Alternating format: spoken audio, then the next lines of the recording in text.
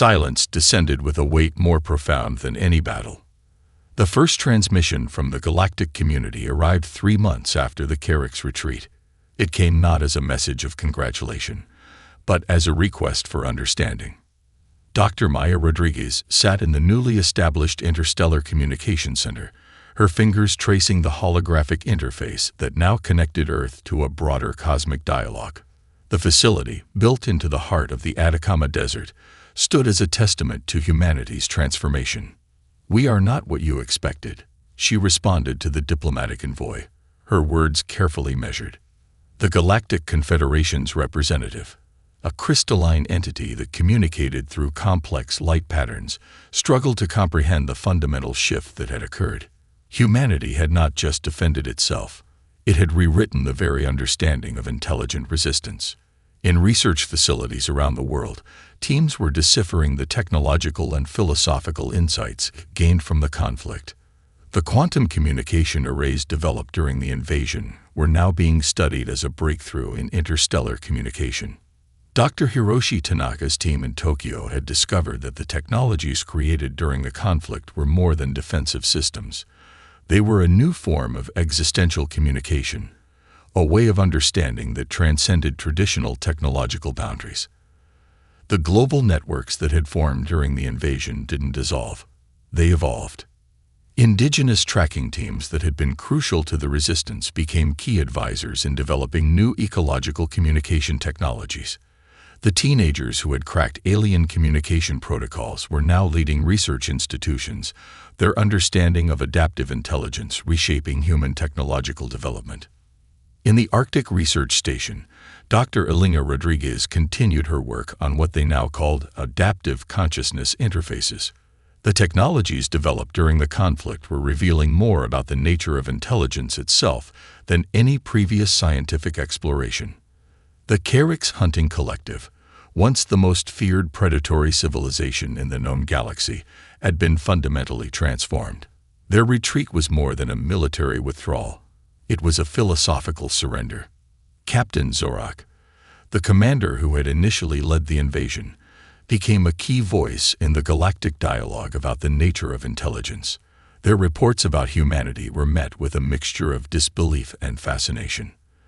"They are not a species to be understood," Zorak reported to the Galactic Confederation. "They are a process of continuous becoming." The economic and technological impacts were profound. The global collaboration that had emerged during the conflict reshaped human civilization. National boundaries became increasingly irrelevant as the networks of resistance transformed into networks of shared innovation. Dr. Amara Diallo's psychological warfare team had discovered that the techniques developed during the conflict could be applied to solving complex global challenges: trauma response, collective problem solving, adaptive communication. These were no longer just survival mechanisms. They were tools for global transformation. In the depths of the Pacific, the autonomous underwater research vessels continued their work, now part of a global ecological monitoring system that approached planetary management as a form of collective intelligence. The first interstellar diplomatic missions were led not by traditional politicians, but by the diverse team of researchers, indigenous trackers, quantum physicists, and adaptive intelligence specialists who had been crucial to the resistance. João Silva, the indigenous tracker who had been instrumental in developing environmental interference technologies, became a key advisor in developing first contact protocols. His understanding of ecological communication provided insights that traditional diplomatic approaches could never achieve. The Galactic Confederation found itself recalibrating its entire understanding of emerging intelligent species. Humanity was not just another potential resource or threat. They were a demonstration of the universe's infinite potential for adaptation and growth. As the first permanent interstellar communication center became operational, Dr. Maya Rodriguez looked out over the Atacama Desert. The landscape that had been the first point of alien contact was now a symbol of humanity's transformation. The final message to the galactic community was simple yet profound. We are not here to be understood. We are here to understand. The universe listened, and humanity continued to become. The attack came from everywhere and nowhere simultaneously. Sergeant Marcus Wilkinson stood on the bridge of the converted research vessel, watching a display that defied traditional military understanding. This wasn't a single strike. It was a global symphony of resistance, each point of contact a note in a complex composition of human defiance.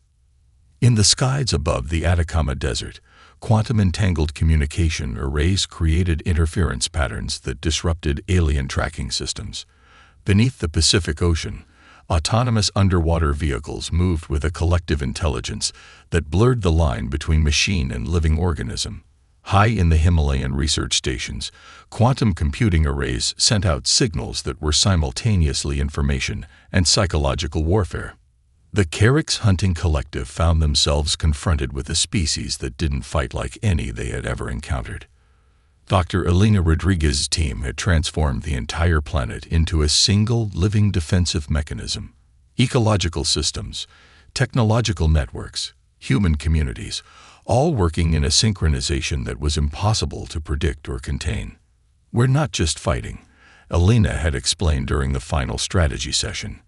"We're demonstrating a new form of collective intelligence." In the Arctic Research Facility, a breakthrough moment occurred. The quantum communication network developed by Dr. Hiroshi Tanaka created a form of information transmission that was simultaneously a weapon, a communication protocol, and a philosophical statement. The teenagers who had initially cracked the alien communication protocols now led specialized units that moved between physical and digital spaces with impossible fluidity. What the Carricks saw as vulnerabilities, humans transformed into points of strength. Keiko Tanaka's global network of hackers and researchers had developed what they called adaptive camouflage, a system that was simultaneously defensive and communicative.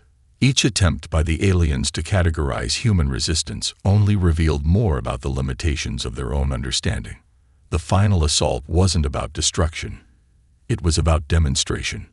In the depths of the Amazon rainforest, an indigenous tracking team led by Joao Silva used centuries of ecological knowledge to create environmental interference patterns that confused and disrupted alien scanning technologies.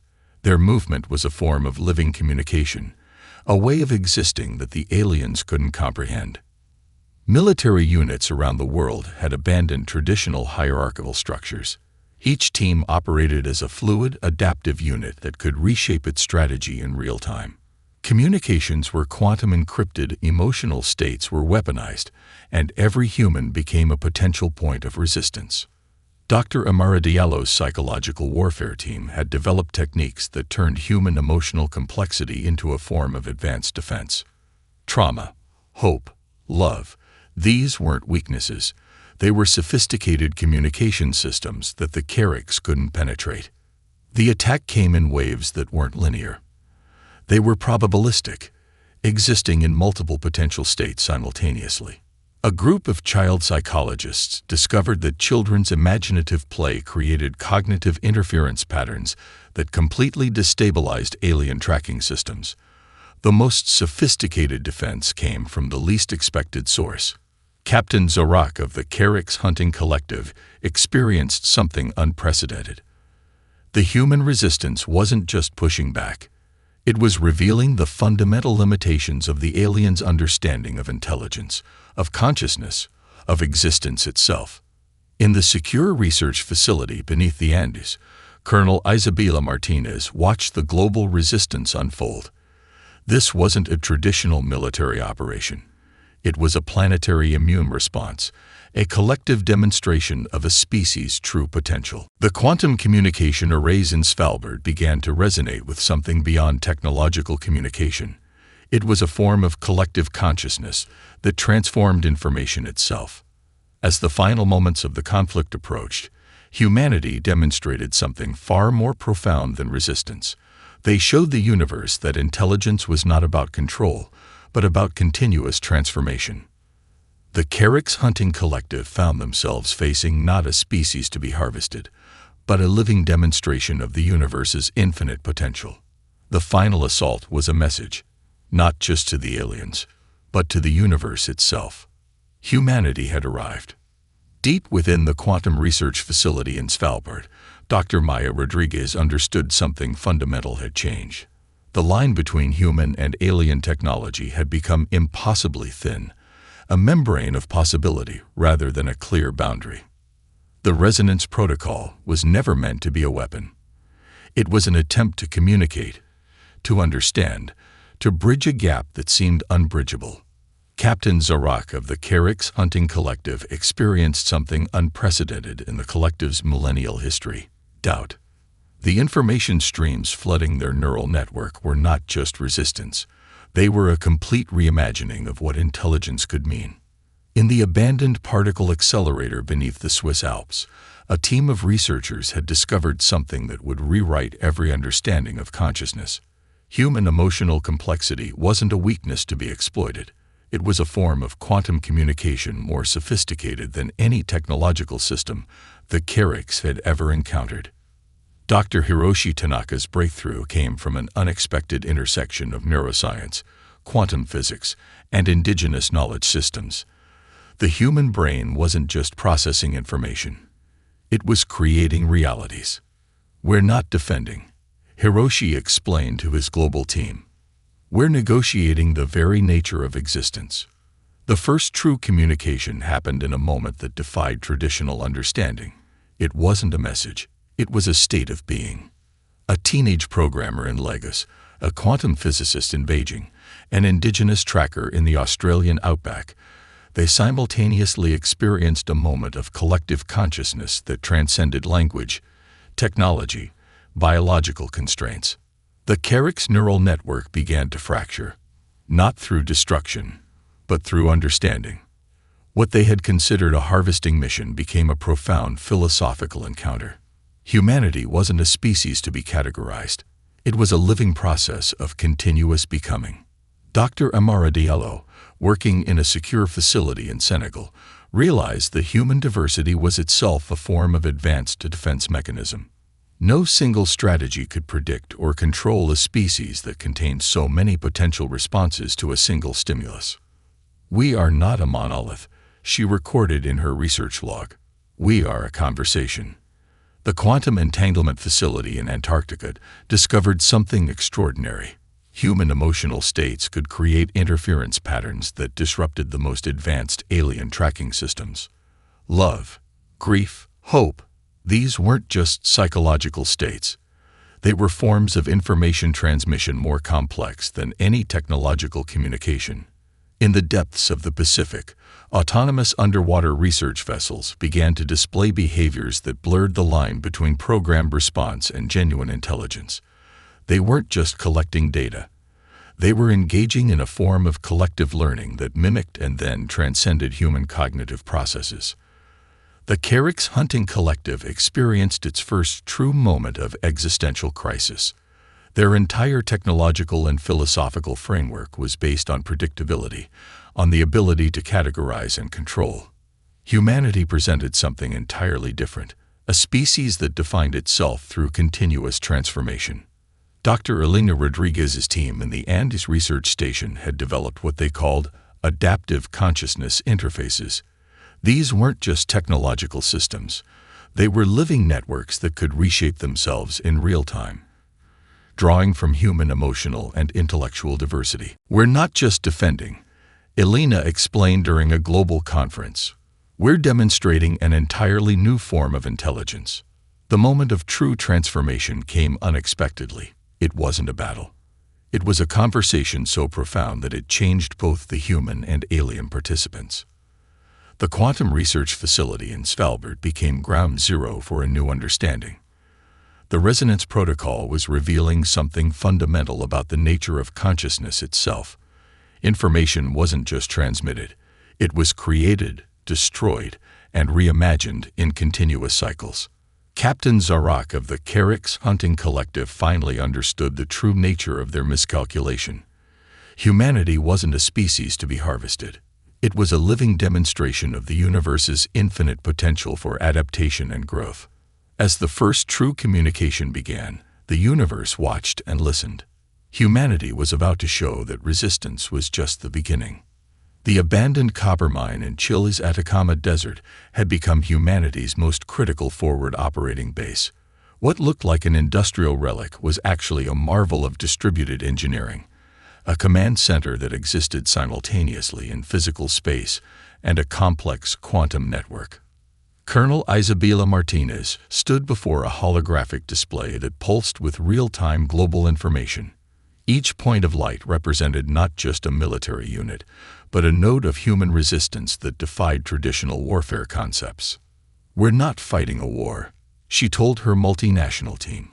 "We're conducting a global demonstration." The first true counteroffensive began not with weapons, but with information. Every alien landing site became a point of study, of infiltration, of strategic manipulation. In the dense rainforests of Brazil, an indigenous reconnaissance team led by João Silva had become the most effective alien tracking unit on the planet. Their understanding of environmental camouflage, of moving through landscapes without detection, provided insights no satellite could capture. "They see terrain as a resource to be conquered," João explained to his team. "We see it as a living entity that protects us." The Arctic Research Station had become something entirely unexpected. What began as a scientific outpost was now a cutting-edge development center for what the team called environmental disruption technologies. Dr. Elena Rodriguez's team had discovered that extreme environments could be weaponized in ways the aliens couldn't predict. Quantum communication networks sprung up in places the aliens least expected. A group of teenage programmers in Mumbai created communication protocols that were simultaneously encryption and misinformation. A linguistic virus that spread faster than the aliens could comprehend. In the depths of the Pacific Ocean, a fleet of autonomous underwater vehicles began a campaign of strategic disruption. These weren't traditional military assets. They were living systems, part machine, part biological adaptation, that could think, learn, and respond faster than any centralized command structure. The Carricks discovered something terrifying. Humans didn't have a single point of vulnerability. Every attempt to categorize, to predict, to control, was met with a response that rewrote the very rules of engagement. A breakthrough came from an unexpected source. Dr. Aisha Patel, working in a converted warehouse in Dubai, developed what her team called cognitive camouflage. It wasn't about hiding.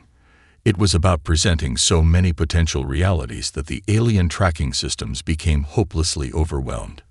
"Probability is our weapon," she told her international team, "not certainty." Military strategists around the world had abandoned traditional defensive concepts. This was a fluid, dynamic response that treated the entire planet as a single, living system of resistance. In the Australian outback, a team of ecological engineers turned the landscape itself into a defensive mechanism. They didn't just understand the environment. They could reshape it in real time, creating interference patterns that disrupted alien scanning technologies. The global communication network became something far more profound than a simple information exchange. It was a living, breathing system of collective intelligence. Each local resistance group, each research team, each isolated community became a node in a planetary defense mechanism. Satellite networks were repurposed. Communication arrays became weapons of psychological interference. Every human technology became a potential point of resistance. The aliens had arrived expecting the straightforward harvesting operation. Instead, they found a species that didn't just resist, a species that transformed the very concept of resistance. From the high-altitude research stations in the Andes to the underwater research facilities in the Mediterranean, humanity was conducting a global demonstration of its true potential. Colonel Martinez looked at the holographic display. What appeared to be a chaotic network of information was actually a precisely coordinated global response. "We're not just fighting," she said quietly. "We're evolving." The hunt had become something else entirely. And the universe was about to learn what humanity truly meant. The real invasion was just beginning. The Carricks hadn't anticipated trauma as a weapon. Dr. Amara Diallo sat in the secured interview room, facing a containment chamber that held what could only be described as a living fragment of alien consciousness. Her background in neuropsychological warfare made her uniquely qualified for this impossible task. Understanding an intelligence that didn't think like any known biological entity. The alien fragment pulsed with an inner light, its molecular structure constantly shifting. Traditional interrogation techniques were useless. This wasn't an individual to be questioned, but a collective consciousness to be understood. "You're trying to categorize us," Amara spoke quietly, knowing the translation algorithms would capture nuances beyond simple language. But categorization requires fixed parameters. We don't have those.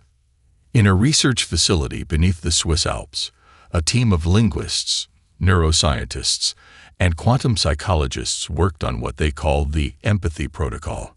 Their hypothesis was radical. Human emotional complexity was a form of advanced communication that the aliens couldn't comprehend. Dr. Miguel Rodriguez, a specialist in cognitive neuroscience, had discovered something extraordinary. Human memory wasn't a linear recording, but a constantly rewriting, emotionally charged narrative. Each remembrance changed the memory itself, a concept that would completely destabilize the aliens' information-gathering strategies. They process information, Miguel explained to his international team. We create stories. Thousands of kilometers away, in a converted military bunker in Kenya, a group of trauma survivors were providing unexpected insights. People who had survived extreme conditions, war, natural disasters, personal tragedies, were showing remarkable resilience that defied the aliens' predictive models. Zara Okonkwo, a psychologist working with survivors from multiple conflict zones, realized something profound. Trauma wasn't a weakness. It was a form of adaptive intelligence. We don't just survive, she noted in her research log. We transform. The psychological warfare wasn't about fighting. It was about demonstrating the fundamental unpredictability of human consciousness. In Japan, a team led by Dr. Hiroshi Tanaka developed what they called cognitive interference patterns. By studying meditation techniques, neural network dynamics, and complex emotional states, they created a form of mental encryption that the alien systems couldn't penetrate. The Carricks had encountered species that fought back. They had encountered species that tried to hide. But they had never encountered a species that could fundamentally reshape its own psychological landscape in real time. Each attempt to categorize humans revealed more about the aliens' limitations than human vulnerabilities. A breakthrough came from an unexpected source. Child psychologists discovered that children's imaginative play, with its fluid rules, constant reinvention, and emotional depth, created cognitive patterns that were completely incomprehensible to the alien intelligence. They're looking for logic, one researcher noted. Children operate on a different kind of logic entirely. Military strategists around the world began to understand that this wasn't a conventional conflict. Traditional defense mechanisms were useless. The real battle was happening in the realm of consciousness, of narrative, of emotional complexity. In the Arctic Research Station, Dr. Elena Rodriguez continued her groundbreaking work on neuroplasticity. The human brain, she discovered, wasn't just adaptable. It was a living, dynamic system that rewrote its own rules constantly. We're not a species to be understood, she told her global team. We're a process of continuous becoming. The aliens had arrived expecting to find a predictable species, a civilization that could be mapped, controlled, harvested. Instead, they found something far more dangerous. A consciousness that didn't just adapt.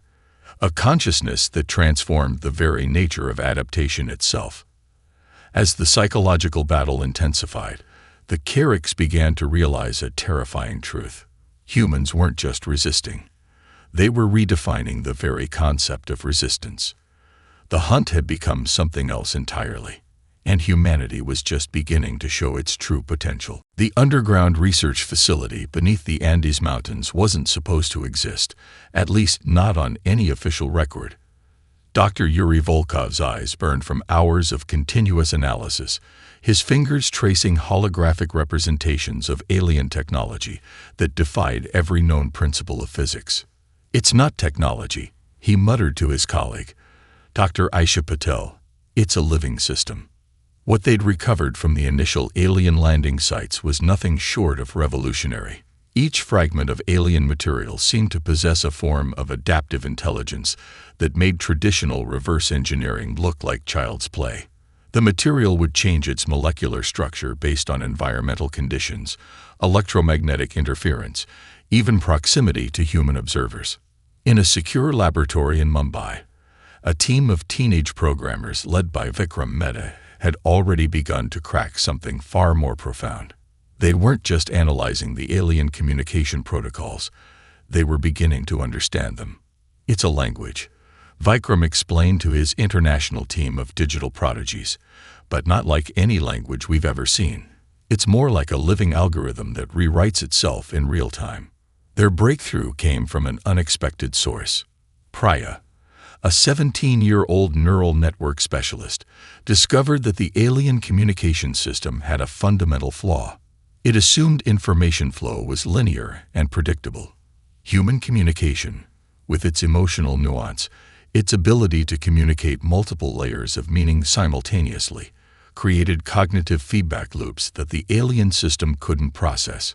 Thousands of kilometers away, in a converted shipping container serving as a mobile research unit in the Canadian Arctic, Dr. Elena Rodriguez was making her own discoveries.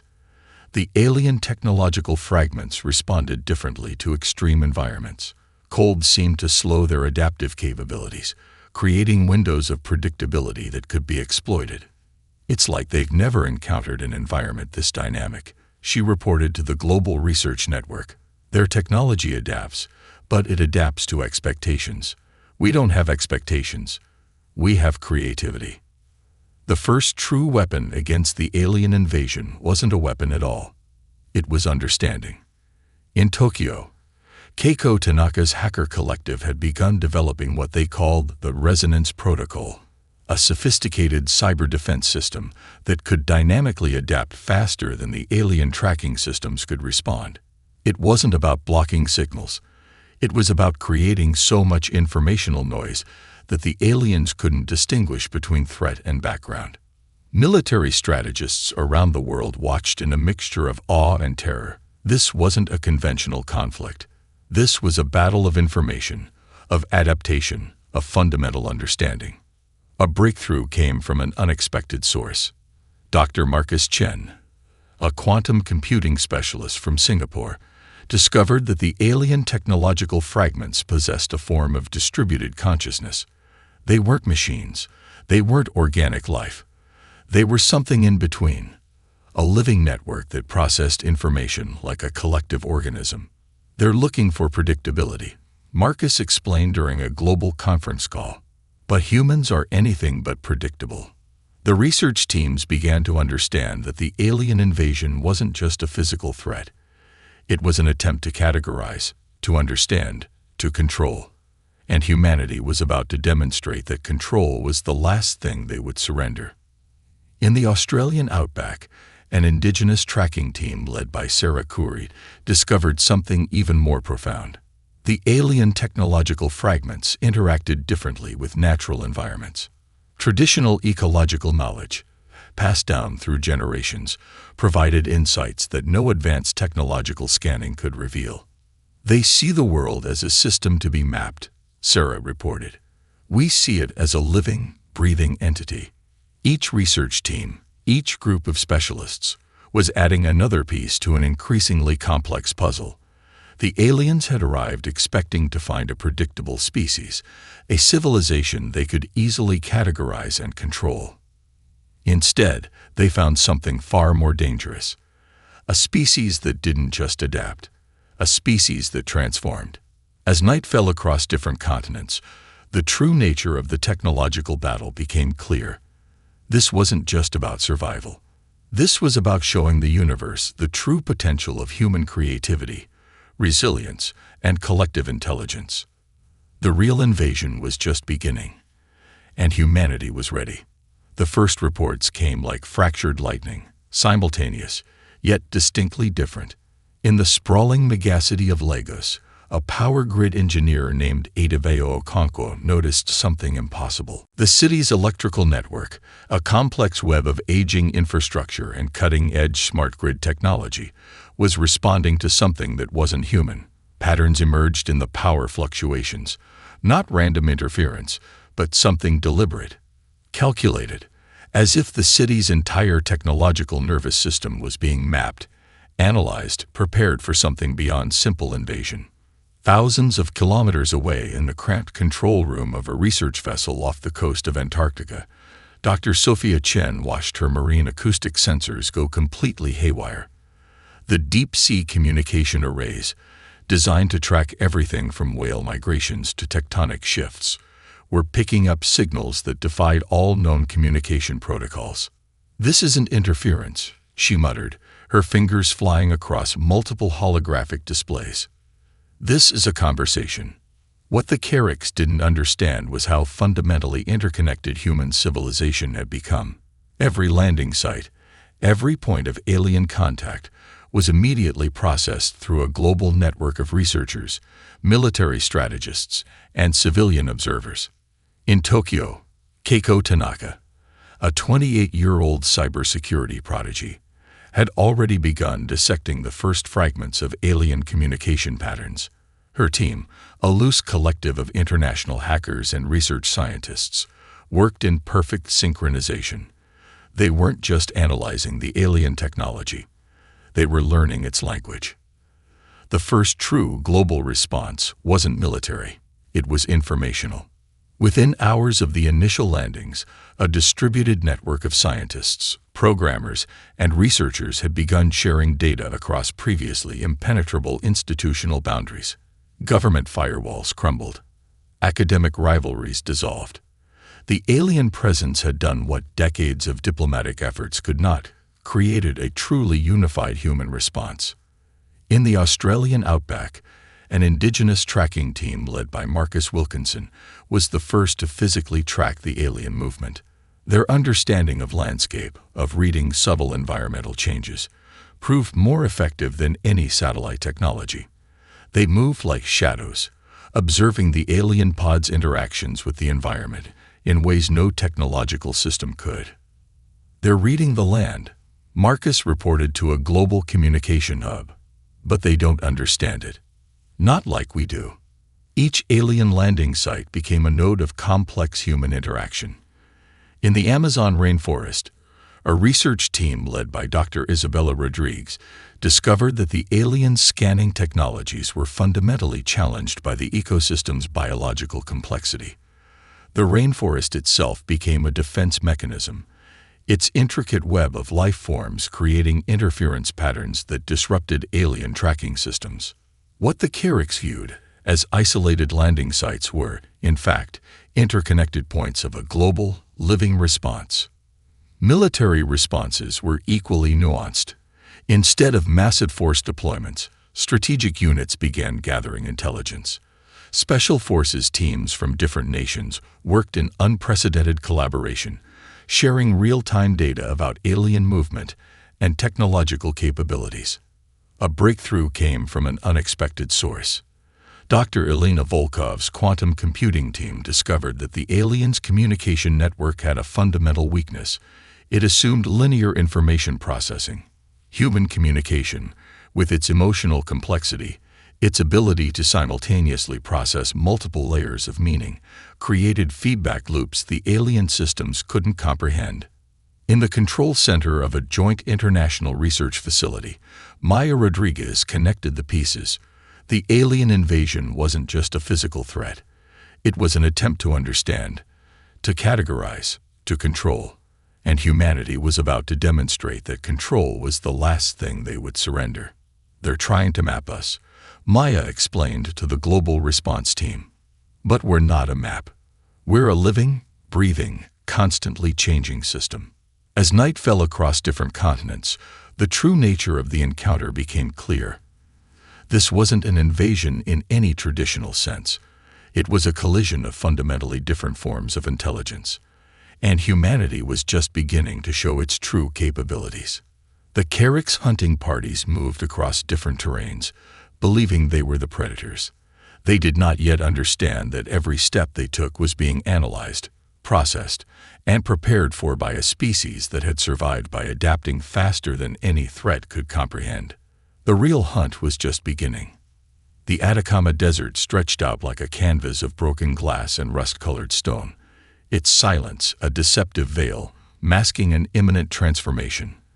Dr. Maya Rodriguez adjusted the thermal imaging scope, her breath caught between professional curiosity and primal instinct. 3 weeks ago, her team had detected anomalous electromagnetic signatures that defied conventional scientific understanding.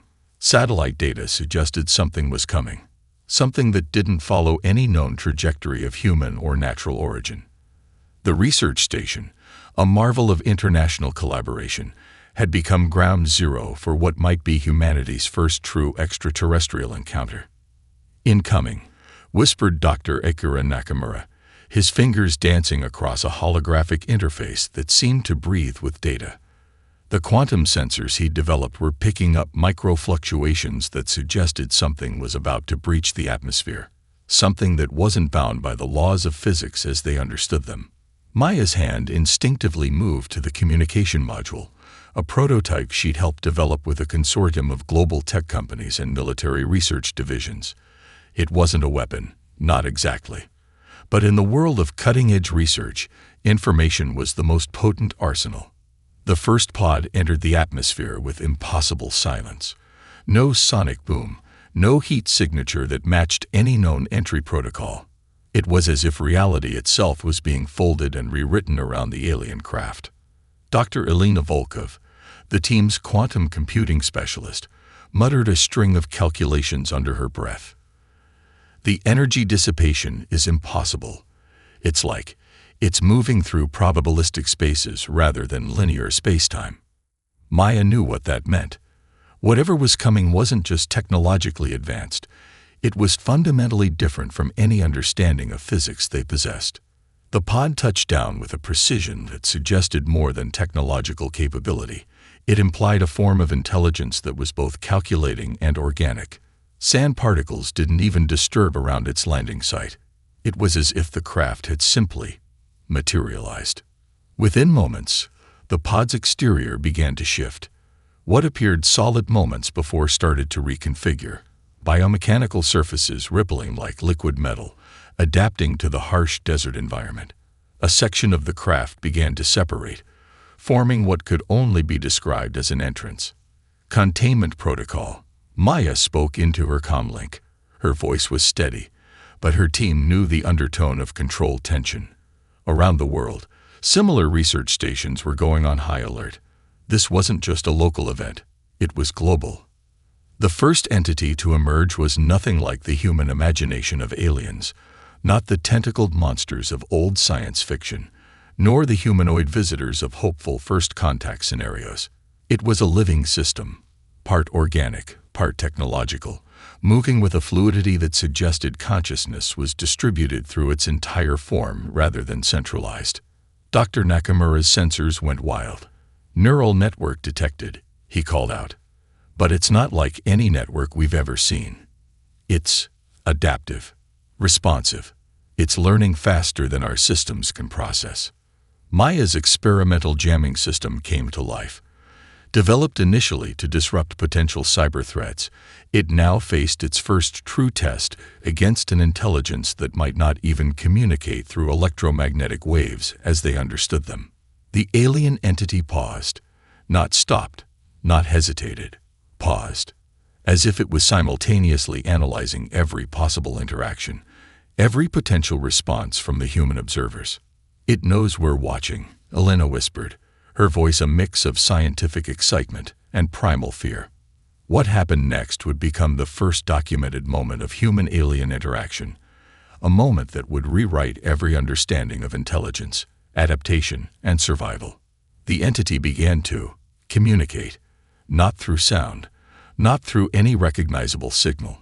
It was broadcasting something that existed between information and intent, a living transmission that was simultaneously a scan, an observation, and a form of interaction. Maya Rodriguez would later describe it as feeling like the universe was whispering its most complex secret directly into the human consciousness. The Atacama Desert, once a place of scientific research and geological wonder, had just become the most important location on planet Earth. The first wave of an invasion, or first contact, had begun, and humanity was about to show the universe that being underestimated was the most dangerous mistake any species could make.